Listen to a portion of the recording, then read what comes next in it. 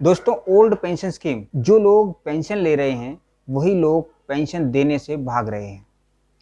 कहा तो ये भी जा रहा है कि सरकार ओल्ड पेंशन स्कीम लागू करने से भाग रही है। जी हाँ दोस्तों, ये एक बहुत बड़ा चुनावी मुद्दा हो सकता है 2024 जनरल इलेक्शन में।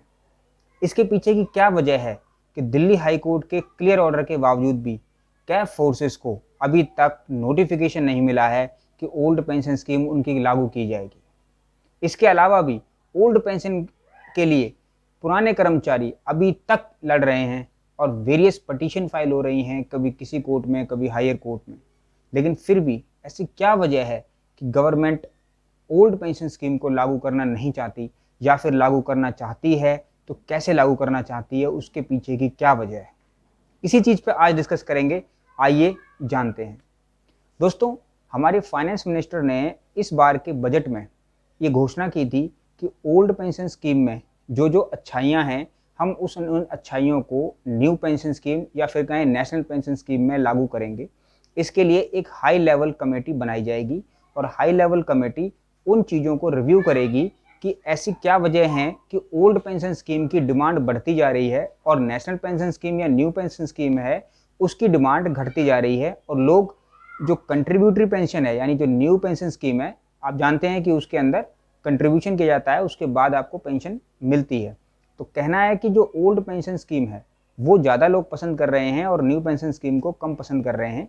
इसके पीछे की क्या वजह है, इसी चीज़ को जानने के लिए एक हाई लेवल कमेटी फॉर्म हुई अप्रैल में 2023 में।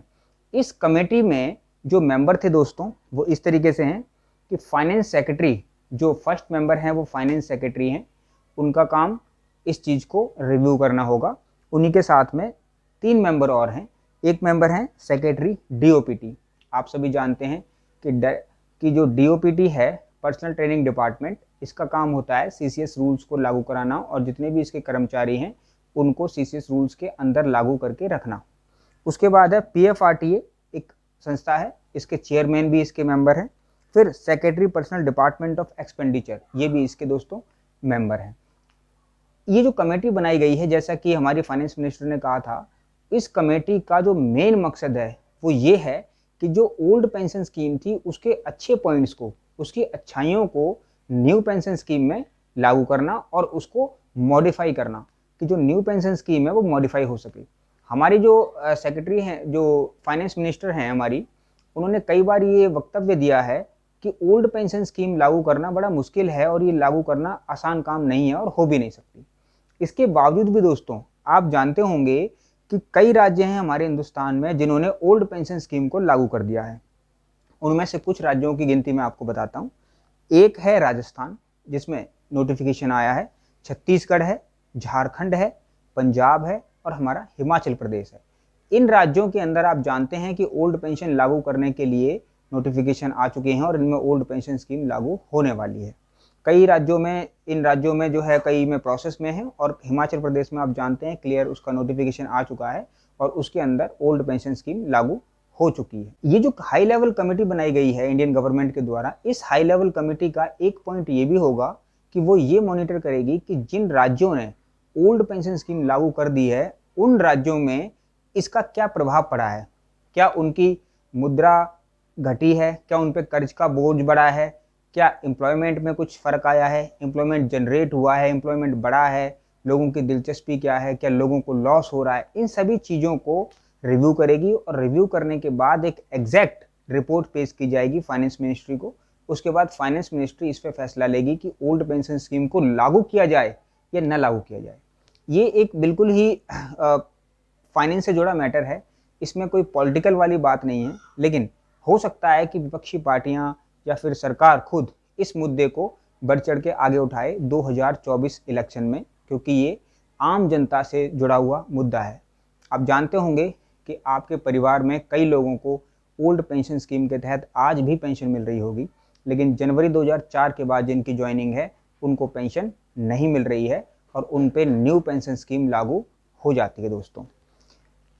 अब पॉइंट आता है कि ओल्ड पेंशन स्कीम से सरकार भाग क्यों रही है, या फिर ओल्ड पेंशन स्कीम सरकार लागू क्यों नहीं करना चाहती। क्या वजह है कि दिल्ली हाई कोर्ट ने जब ये कह दिया कि कैफ जो फोर्सेस हैं उन कैप फोर्सेस को मिलना चाहिए ओल्ड पेंशन स्कीम का लाभ, फिर भी 8 वीक का टाइम देने के बाद भी अभी तक उसमें कोई उन्नति देखने को नहीं मिल रही है, कोई नोटिफिकेशन सेंटर की ओर से जारी नहीं किया गया है।